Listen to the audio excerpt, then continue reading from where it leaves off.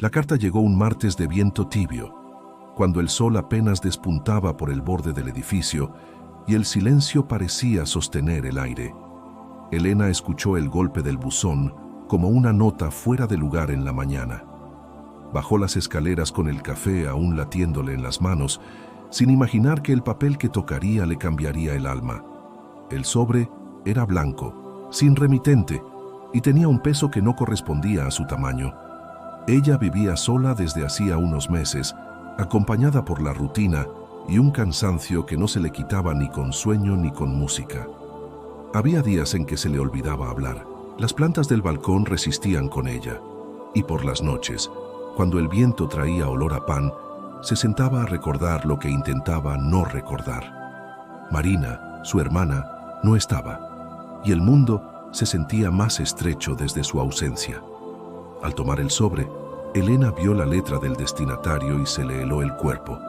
Nadie en el mundo escribía su nombre así, con esa L que parecía una rama inclinada y esa A que dejaba un espacio mínimo en el centro. Lena, decía el sobre, como solo Marina la llamaba. No había dirección de origen ni sello claro de ciudad. Solo una fecha borrosa en el matasellos, como si la tinta hubiera querido ocultarse. Marina había partido 9 meses atrás, en un hospital donde la tarde era más larga que el tiempo. Hubo una discusión antes, una última llamada en la que ambas dijeron cosas de las que luego una quiere arrepentirse para siempre. Elena juzgó la decisión de su hermana de irse lejos, de cambiar de trabajo, de vender la casa de la abuela.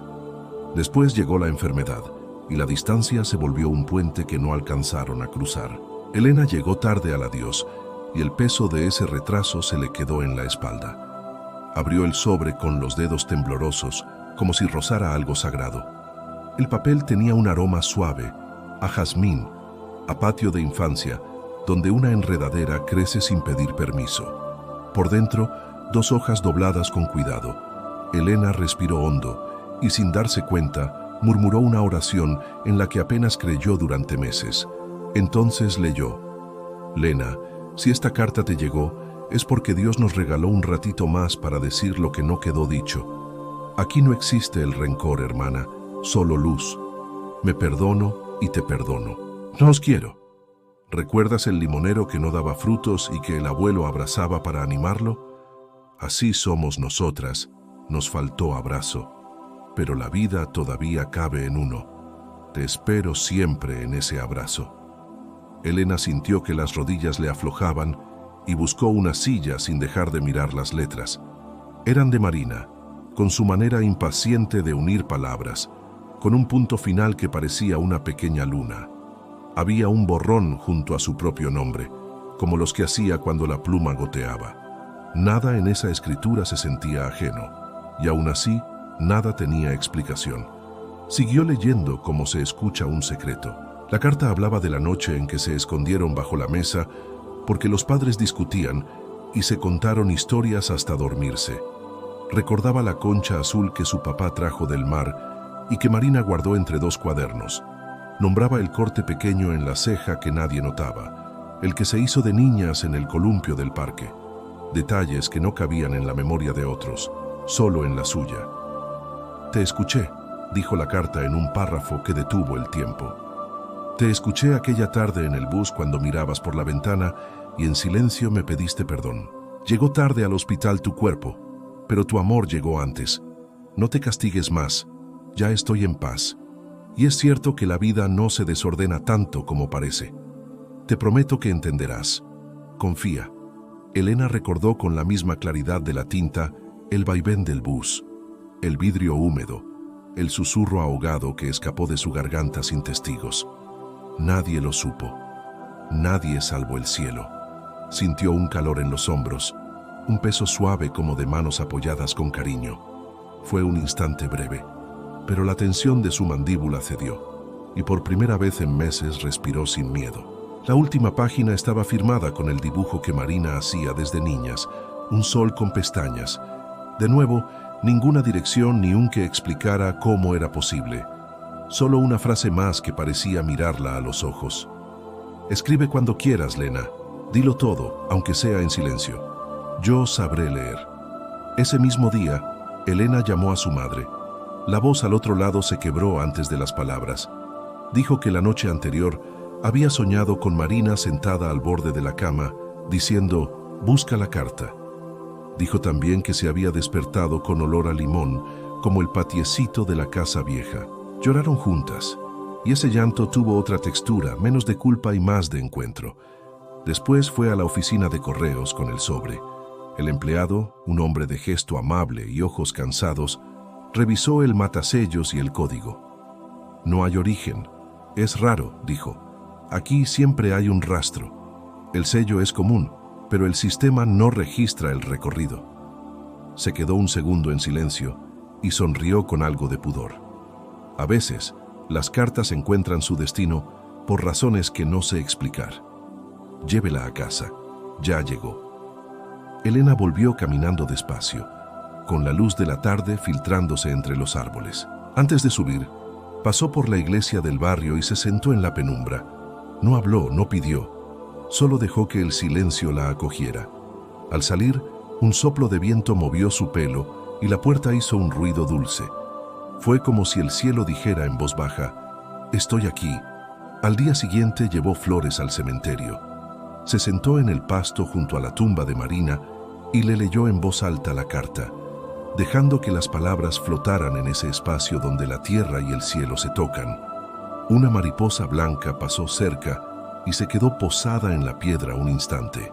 No fue un prodigio estruendoso, fue una caricia, y a veces eso es lo que cura. Con los días, Elena notó pequeñas señales que antes habría pasado por alto. En la radio sonó la canción que cantaban de niñas y que ya no se escuchaba en ninguna parte. En la escalera del edificio apareció sin explicación un olor a jazmín en el mismo tramo donde solía sentarse a llorar. Una tarde encontró guardada, en un libro al que no abría desde años, la concha azul que su padre les regaló. No necesitó buscar razones, aceptó gratitudes. Tomó una decisión sencilla y profunda. Escribió una respuesta.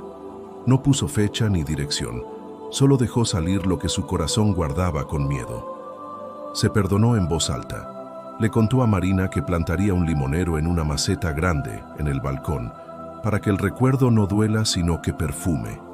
Luego prendió una vela y con cuidado quemó esa carta suya en un cuenco, viendo el humo subir como una oración. Elena empezó a llamar a su madre los domingos, a salir a caminar sin huir de los lugares que compartió con su hermana. De a poco, miró la foto de Marina sin sentir que el pecho se cerraba. Entendió que el perdón no cambia el pasado, pero transforma el lugar desde donde lo miramos, y que el amor, cuando es verdadero, no se cancela con la muerte, solo se hace más ancho. Muchos le preguntaron por el origen de la carta. Intentaron pensar en bromas pesadas o en coincidencias difíciles. Ella también quiso respuestas y fue a buscarlas. Pero con el tiempo, algo cambió. Dejó de necesitar una explicación. Guardó el sobre en un cajón de madera, el que todavía huele a la casa de su infancia. En los días oscuros lo saca, lo toca, y recuerda que la vida siempre encuentra un modo de hablar cuando tenemos el corazón abierto. Un año después, en la fecha en que Marina habría cumplido 35, el limonero del balcón dio su primer fruto. Pequeño, imperfecto, todavía verde. Elena lo miró con ternura y se rió con un sonido que le sorprendió por nuevo y antiguo a la vez. Lo tomó con cuidado y antes de cortarlo, le agradeció a su hermana por volverla a la vida con palabras que el cartero no sabe de dónde trajo. Si tú que escuchas has esperado una señal y el mundo te parece demasiado silencioso, permite un instante a la posibilidad. A veces, el cielo habla con cosas concretas, con un papel que huele a jardín, con una frase que solo tú entiendes, con una carta sin remitente que llega justo cuando hace falta. No es la prueba lo que sana, es el amor que se cuela por la rendija y nos recuerda quiénes somos.